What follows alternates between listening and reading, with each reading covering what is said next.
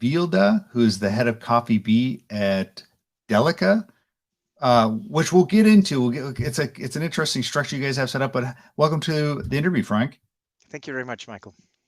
I have to say, when I saw the news in the last week or two about CoffeeB, it was interesting because you don't often see an entirely new coffee system or new concept introduced. So, congratulations on that. But I have to say, um, how did you guys keep this kind of secret for so long? It was an interesting new introduction. It was indeed one of the biggest challenges, the whole confidentiality part of it. Um, we started about 5 years ago with the process. Switzerland has one of the highest penetrations of single serve coffee in the world. About 40% of the volumes and about 60% of the value of the coffee industry is done in single serve. And the topic of capsule waste is a very relevant one in Western Europe, especially in Switzerland, Germany, Austria, Yep. France. And for many, many years, we've been getting feedback from our consumers that they love the convenience of portion coffee, of single serve coffee, but they struggle with the waste. And we have obviously aluminium capsules, we have plastic capsules, but it's just a lot of waste which we're generating, and finding a solution for this waste problem has been on our minds for many, many years. So we kicked off about 5 years the process, Yep. resulting in the launch on the 6th of September. And indeed, it was quite a quite Yeah, a quite a feat. you guys got a lot of attention, and we'll go a little bit into technology in just a bit. But I just want to kind of give people the lay of the land. It was a product that was introduced under as CoffeeB under Delica, and Delica is part of Migros, which is a big supermarket chain in Switzerland, correct? Yes, absolutely. And the Delica brand is the coffee and chocolates brand that provides those things to Migros, but also other retailers in Exactly. Europe, right? So we are Migros is the biggest retailer in Switzerland, and we as Delica we kind of supply the Migros for their private labels, I would say. And that's why it is quite unusual that we have come up with this technology, because as a retailer you wouldn't expect such an innovation to come from a Yeah, retailer as such. that was kind But of the shock for me. Like usually you see a new system, kind of a disruptive system. Oftentimes it comes out of a startup or something like that, yeah. and or like a technology company. And I wouldn't. I mean, I don't know if you describe Micro as a technology company. I don't know if I would. I'd describe any retailer as a technology company. So, No. like, No, definitely so not as a technology company, but we are a very much in sustainability. So Migros is really one of right, the most right. sustainable retailers, and it's something because we are such a big retailer, and because coffee is such a big category in our as a retailer.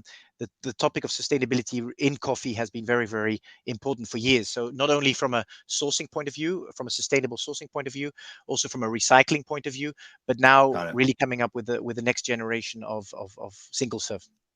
So if we go back 5 years, right? If you give me just a little bit of background, like you were hearing from your partners, you're hearing from end customers, they love single serve, but they were not happy with all the plastic that was going into the waste stream.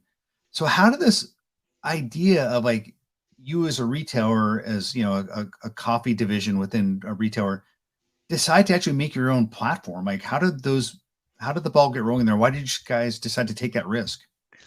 Um, Well, the briefing was actually quite simple. The briefing was always to develop a capsule without a capsule, a portion Right. coffee without.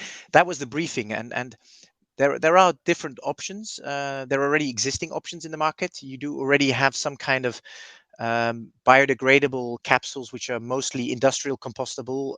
So there are some technology there, but we really wanted to fundamentally attack the problem. So we worked obviously with our internal R&D people, but also with external, with the universities. We worked with external partners, and we spent really the first couple of years trying to figure out what technology would, in theory, work the best for developing this capsule without a capsule. And very soon we came up on the well, we can discuss this afterwards, on the material Yeah. alginates as a potential barrier for keeping the oxygen out of the coffee and the aromas inside.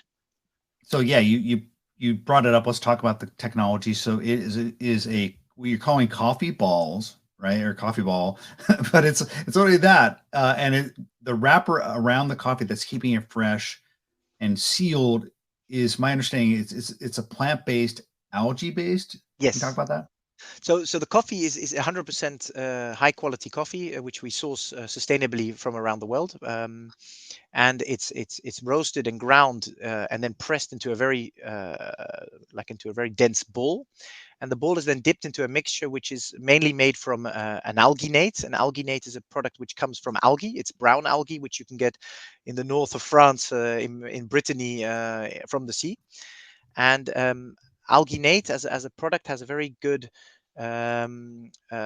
characteristic that it serves as a very good barrier against oxygen. It's a very good natural barrier against oxygen.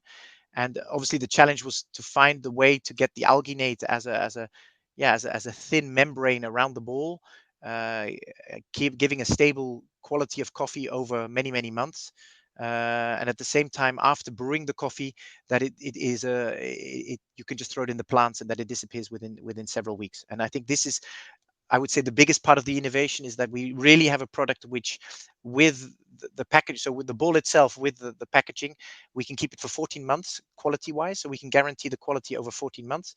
But at the same time, after brewing, you throw it in the garden and it disappears within several weeks. And I think this is, so you have all the benefits of an aluminium capsule, keeping the quality of the coffee, but you have all the benefit of a biodegradable capsule, which you can just throw in the garden, and even better than a biodegradable capsule, because this is just a very thin plant-based membrane which you just throw with your coffee grounds into the garden. Yeah, there's no work. Like some of the other capsule systems that claim to be, recyclable or biodegradable, there's work. You have to actually work at it. You basically take this entire thing, you're done with Yes, it, it's spent, you throw it in the absolutely. compost, and it's going to biodegrade in a couple weeks, is what you're saying. And also most of the capsules you get on the market are industrial compostable, and these are very not easy to. You need a special installation to compost these. I mean, ours you can just throw with your banana skin into the compost, and it just disappears within several weeks.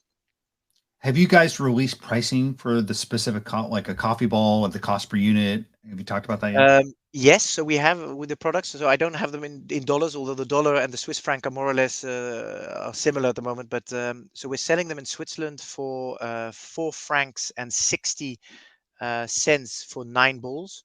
So we're Okay. talking about a pricing per ball of about 51 Swiss cents. So it's about 51 So euro it's cents. comparable. It's comparable to like a Nespresso or a Yes. Keurig like pod. You're not like talking a huge price delta No, at this point. it's actually a bit cheaper than the Nespresso system, but more or less it's still a premium coffee, that for sure. But it's slightly less than the current Nespresso capsules you get from Nespresso. So one advantage I see for you guys is you have essentially what we would call the full stack, and that like you have like, the technology, you have the consumable, you have the retail distribution. One of the things that I think is a challenge for a new technology and something new you're offering up to consumers as a way to consume something is you have to do some market education and you have to kind of work with retail partners, etc. I think you guys do have a bit of an advantage here, but can you talk to the idea of like how do you your thoughts around training consumers about this new thing, this new system that is different than a coffee pot? So, so indeed, in Switzerland, we are very fortunate that we have the retail as well. So we have the industry and the retail, so we can guarantee a distribution Yeah. everywhere. So I don't think Switzerland is a big issue.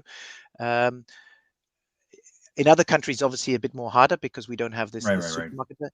But training consumers, so what we see is in the first markets where we are launching, the topic of capsule waste is just very important. So worldwide, we're talking about 100,000 tons of capsule waste produced every year, which is about 10 times the Eiffel Tower. Just to imagine how Right, much capsule right. waste we generate as human beings every year. And the biggest countries are France, Germany, and Switzerland. Those three countries alone make over 38% of all capsules in the all single serve in the world. So if we look deep dive into these countries, you actually see that consumers are looking themselves for more sustainable solutions. So it's not even necessary to educate the consumers. What you actually see is the consumers are waiting for a solution in the market, and many are switching back to bean to cup machines because they think it's more sustainable. It's not, by the way, but they think it is. Um, and um, and obviously we do a lot in advertising to try and communicate the benefits of the system, the fact that we are actually a capsule system without a capsule, and that we really do contribute significantly to reducing these 100,000 tons of capsule waste produced every year by the industry. Yeah, you make a great point. Like you guys have the full retail distribution in Switzerland, but once you go outside of that market, you guys aren't full necessarily have retail chains everywhere. You don't have that benefit. No. So your initial distribution is Europe. Are you guys looking at some point more of a global distribution footprint? Are you looking at some point North America? Yes. I think we're not like a classical FMCG company like the big ones out there. It's not like we will roll it out in the whole world within 2 Yeah, years. right. We have a bit different strategy. We really want to do it well, and also improve as we go. I mean, we're talking about a first generation coffee ball.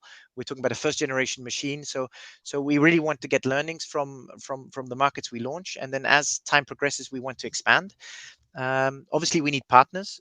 In Switzerland, we are huge, but around the world, we are nobody, and we therefore will go from market to market and slowly working with partners to try and build, help build the business model and the distribution. And it depends on each market will have a different route to market and a different Right. strategy, I would say. But the US is a huge portion market. It's an extremely big single serve, and Keurig is obviously the biggest. And also in the US, we will be looking for partners to help us establish the coffee ball as the new reference in single serve coffee, because we really do believe that we address the main pain point, which is currently in the portion coffee industry, is the waste. And we do believe that this is not just a Swiss topic or a French topic, but this is a global topic, and in Right. the US, a very relevant topic as well. And I can absolutely imagine that with the right partners in the US, we can roll this out not just in a small way, but really in a significantly substantial way. So it sounds like, I mean, what I see you need just generally is you to be successful in this market, you have to build a full ecosystem like Keurig and Nespresso have, and that they have licensing partners, they have coffee partners, and so you guys sound like you at some point, just as you move country to country, you're looking for the right partners where you'll be licensing the technology. Like, will you be Yeah. looking for different coffee partners? Well, I think the mistake which Nespresso did was that they closed the system too long and kept it proprietary for themselves. I think we are much more willing to open up to other coffee brands. I mean, obviously, it needs to help with the establishment of the system, the penetration of the system. But when we talk to consumers, they don't want to be locked into a new system with just one coffee brand. They want to have different choices, different taste flavors, and therefore we are absolutely open to go this journey with coffee partners, but also maybe machine partners, Okay. retail partners. Also, there we're not going to go for a direct consumer only model, not at all. We want to go through the classical retail channels. This is where also our DNA is. As Migros, we are a retail, so we believe that this is also the accessibility for consumers is a very, very high priority of us, and therefore we want to make it available for as many people as possible. So therefore also there we're looking for partners, so not just on the coffee side but also on the route to market side. We're looking for partners to take on this journey with us. So you sounded like you would even be open to possibly hardware partners. So maybe a different manufacturer or manufacturing partners in different regions of the world, possibly. Yeah, so in all honesty, we haven't gone, we're not that far yet. Right. What I do know is that we are not strong enough ourselves to roll this out in the world, and that we need strong partners to help us achieve this. And what does the IP landscape look for you guys? Is this fully patented in Switzerland, in Europe, out No, in, globally? no, we have a global patents for this. So this is there are many patents. I think the most important one is obviously the coffee ball itself, but we have these global patents on this. So when the announcement went out and people learned about the coffee ball a couple weeks ago, what was the reaction in terms of inbound interest from coffee makers, even other, retailers? What was some of the reaction? Um, so we were a bit overwhelmed with the global attention. I secretly was hoping that it would be big, but it's very hard to know that upfront, especially because you've been doing so confidentiality. But everybody who we've been presenting the coffee ball to has been extremely enthusiastic. All the consumer research we've been doing in all countries in Europe has been extremely positive. So we knew that we were onto something quite big.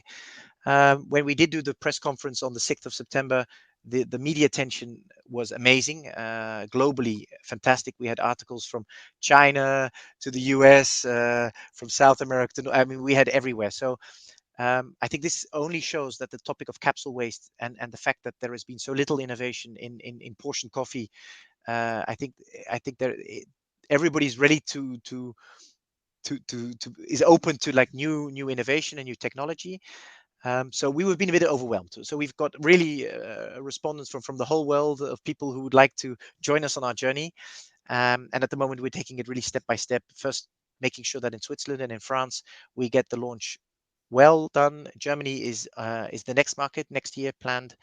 And as of then, I think everything is open, depending on potential and finding the right partner.